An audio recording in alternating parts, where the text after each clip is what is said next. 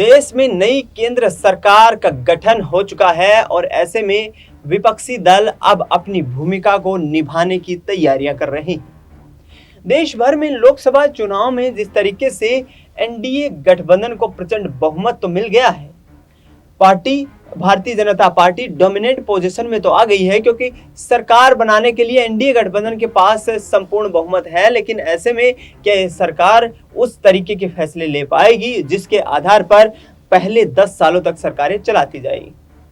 ऐसे में अब बिहार की चर्चा करेंगे।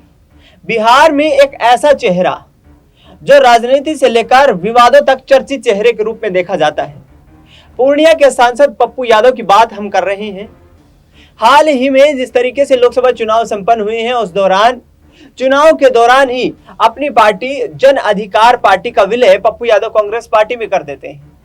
कांग्रेस पार्टी में पप्पू यादव की पार्टी का विलय हो जाने के बाद पूर्णिया लोकसभा सीट की मांग की जाती है। लिहाजा सीट शेयरिंग फॉर्मूले के तहत आरजेडी और कांग्रेस पार्टी के बीच पूर्णिया सीट को लेकर घमासान मच जाता है और पूर्णिया सीट आरजेडी के खाते में चली जाती है। ऐसे में पप्पू यादव निर्दलीय प्रत्याशी के रूप में चुनाव लड़ते हुए नजर आते हैं। पप्पू यादव 5 बार के लोकसभा सांसद हैं, 1 बार विधायक भी रह चुके हैं और ऐसे में बिहार की राजनीति का एक बड़ा चर्चित चेहरा है। लेकिन अब फिलहाल एक ऐसी खबर सामने आई है जिसने पप्पू यादव की नींद उड़ा दी है। पप्पू यादव पर मधेपुरा में 1 करोड़ रुपए की रंगदारी मांगने का मामला सामने आया है। उनके ऊपर इस पूरे मामले को लेकर एफआईआर दर्ज हो गई है। उनके विपक्षी नेताओं ने यहां पर यह कहना शुरू कर दिया है कि पप्पू यादव पुराना जंगल राज बिहार में लेकर के आना चाहते हैं, लिहाजा इसीलिए उन्होंने राजनीतिक गतिविधियों में शामिल होने का फैसला किया है। ऐसे में 2024 का जो लोकसभा चुनाव था, एक तरफ पप्पू यादव की शख्सियत को लेकर, उनके सियासी वर्चस्व को लेकर, उनकी सियासी भूमिका को लेकर लड़ा गया चुनाव था, तो दूसरी तरफ पप्पू यादव का जो चेहरा बिहार की राजनीति में जिस बदमाशी गुंडागर्दी के लिए कहीं ना कहीं उछाला जाता है, वहां पर भी आप पप्पू यादव की मुश्किलें बढ़ती हुई नजर आ रही हैं। पप्पू यादव ने खुद आकर के बयान दिया है कि मैं इस पूरे मामले में शामिल नहीं हूं, मेरे खिलाफ राजनीतिक दलों ने मिलकर के एक षड्यंत्र रचा है और मुझे फंसाने की कोशिश की जा रही है। एफआईआर दर्ज होने के बाद खुद पप्पू यादव पूर्णिया के सांसद यहां पर सामने आते हैं और किस तरीके से सफाई पेश करते हुए नजर आ रहे हैं, सुनिए जरा। जी नमस्कार, प्रणाम। मैंने कल रात सुना कोई अमित यादव से उनकी कोई बातचीत हुई हो, मधेपुरा के हैं और उन पर ये केस करते हुए कि पप्पू यादव जी के आदमी हैं। 2021 में यह भगत का जिक्र कर रहे थे कि 6 महीना हमसे कोई पैसा मांगा, हम 6 महीने का टाइम लिए।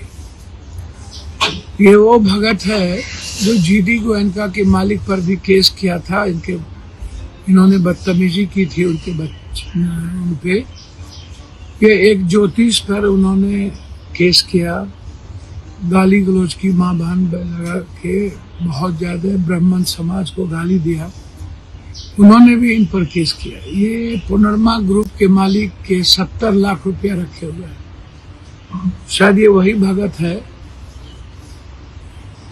जो एक फॉरेस्टर को 20,000 रुपया देकर के गिरफ्तार करवाया था। यह एक विवादास्पद इंसान जो कई तरह के स्मगलिंग करते हैं। मैं लॉयर को कहा हूं कि इन पर मानहानि का मुकदमा की तैयारी की जाए। और मुझे एक बात आश्चर्य लगता है कि बिना इन्वेस्टिगेशन के जिससे कोई बातचीत नहीं 4 साल 5 सालों में, और मैं जानता भी नहीं कि कौन है ये व्यक्ति,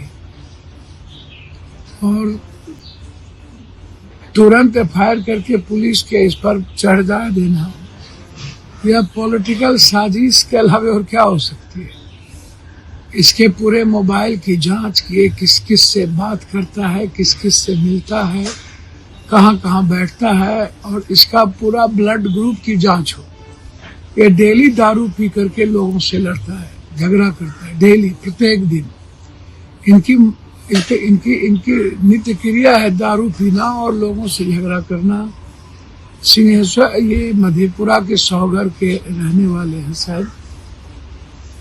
और मैंने कहा है कि इसकी पूरी जांच सुप्रीम कोर्ट के हाई कोर्ट से या किसी न्यायाधीश से कराओ। यदि ऐसा जांच नहीं करेंगे तो मैं अनिश्चितकालीन धरना पे बैठूंगा। कल मैं पूर्णिया आ रहा हूँ। मैंने एसपी साहब से 4 बार फोन करके कह दिया है कि आप बिना जांच किए किस प्रकार से ऐसे कैसे आप तुरंत इसको अपलोड कर दिए, इसके पीछे क्या गहरी साजिश है। चलिए कोई बात नहीं, मेरा आग्रह है आप सबसे कि अंदाजा कीजिए। कल मैं प्रियंका गांधी जी से मिला, कल मैं खड़गे जी से मिला और लगातार दिल्ली में मैं राजनीतिक गतिविधि में हूँ।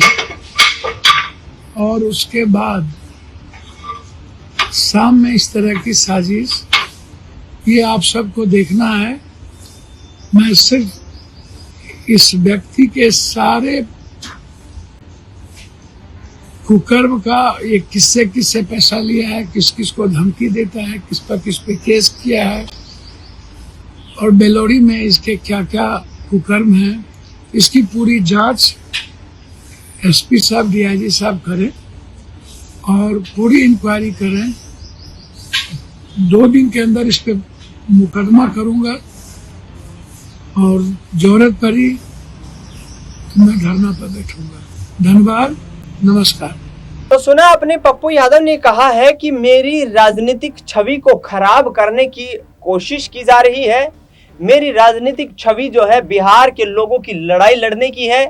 मैंने कभी भी अपने राजनीतिक जीवन या व्यक्तिगत जीवन में इस तरीके की घटनाओं को अंजाम नहीं दिया है और ये पूरा मामला जो है मेरे विपक्षी लोगों का है, लिहाजा इसका ठीकरा मेरे ऊपर फोड़ने की कोशिश की जा रही है। इस पूरे मामले को लेकर तेजस्वी यादव ने भी कहा है कि इस पूरे मामले की जांच होनी चाहिए और यदि इस तरीके का मामला पप्पू यादव पर साबित हो पाता है, ये आरोप पप्पू यादव पर यदि सही पाया जाता है तो उनकी संसद सदस्यता भी रद्द हो सकती है, क्योंकि पप्पू यादव जानते हैं कि यहां पर यदि मुश्किलें आगे बढ़ती हुई नजर आई तो संसद सदस्यता पर सवालिया निशान खड़ा हो जाएगा। और आखिरकार क्या पप्पू यादव बिहार की राजनीति का बड़ा चेहरा जो लगातार लंबे वक्त से बने रहे हैं, क्या पप्पू यादव के राजनीतिक करियर में ये जो एक नया उतार चढ़ाव देखने को मिला है और जिस तरीके का मामला, रंगदारी का मामला सामने आया है, ये वाकई उनके राजनीतिक करियर के लिए एक ढलान का कारण बनेगा। क्योंकि पप्पू यादव जिस तरीके की राजनीति में शामिल रहते हैं,